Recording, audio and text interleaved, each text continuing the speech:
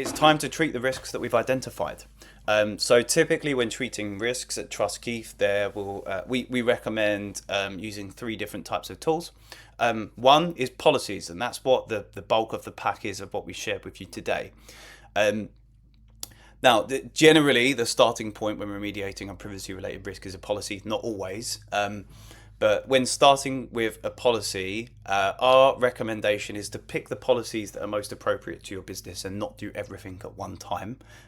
Because doing everything at one time is just a lot to take on, and it's a lot of change to drive across your business, and it often leads to the program not working. So pick the ones that matter the most.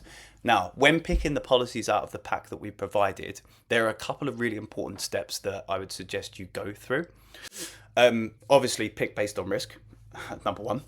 And then two, again, this sounds self-explanatory, but you'd be surprised how often people don't do it. Review what it says and make sure that the policy makes sense in the context of your business. The number of audits we've done where we see companies that have policies that reference working in an office, but they're a work from home business.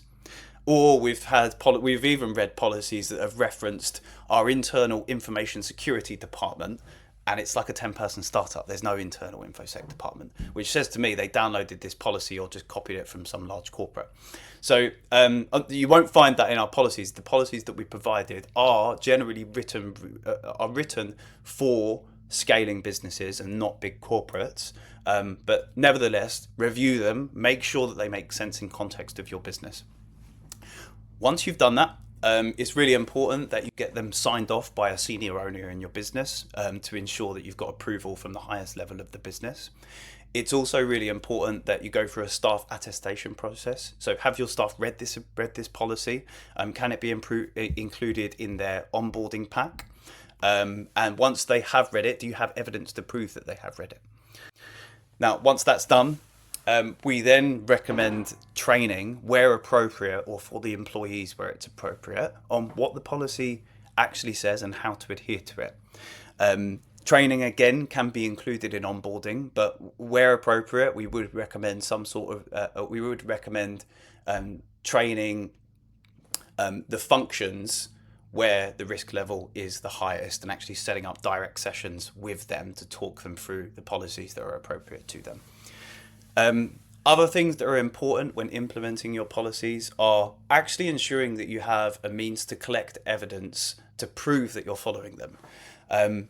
It's one thing having a policy and even doing what it says, but that's only half the job. The other half of the job is actually proving that you can do it, which is really important in terms of driving change. It's also really important in the event that you're audited by someone like me, or someone like Trust Keith, or an enterprise customer, an investor, or a regulator as well. They will definitely be looking to see evidence. So evidence, and then my final recommendation when implementing policies, and the policies in this pack, would be to review the policy periodically. Don't overpromise here. If anything, underpromise and overdeliver. For example, sometimes we audit businesses and we see that they commit to reviewing their policies every 6 months. Every 6 months is a lot. So if you don't have the capacity to do that, and if you don't have the need to do that, then don't commit to it. Say every year, even every 2 years.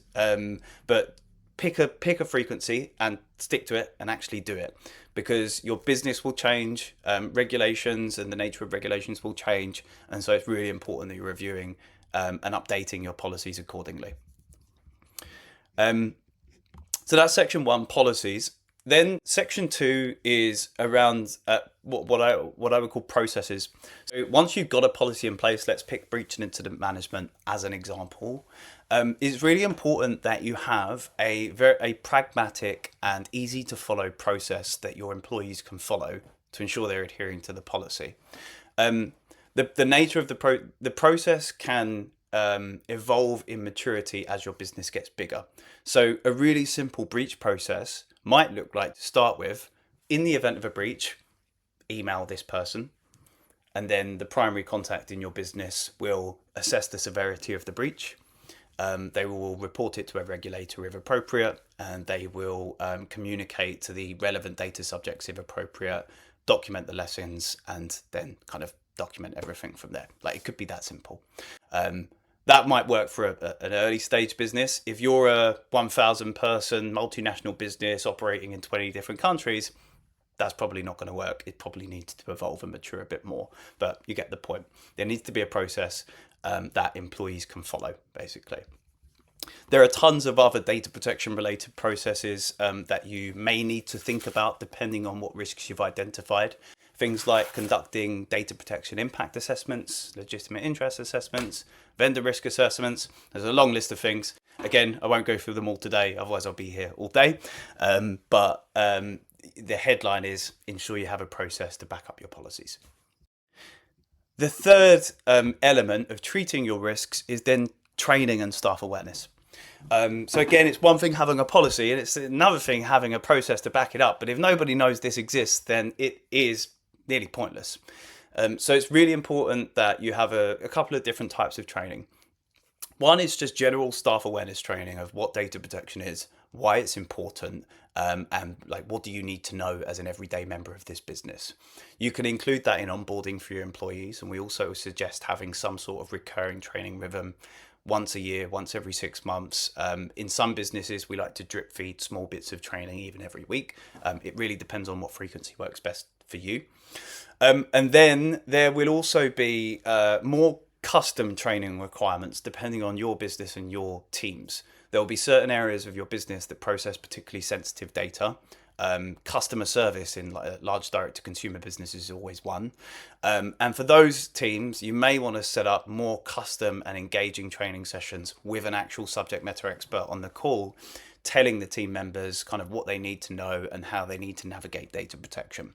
And so, yeah, definitely when it comes to more custom training sessions, we recommend having a dedicated subject matter expert guide those sessions so that they're getting all the right information. And so that your employees are actually being engaged by a real life person, which is really important in terms of actually driving change in your business.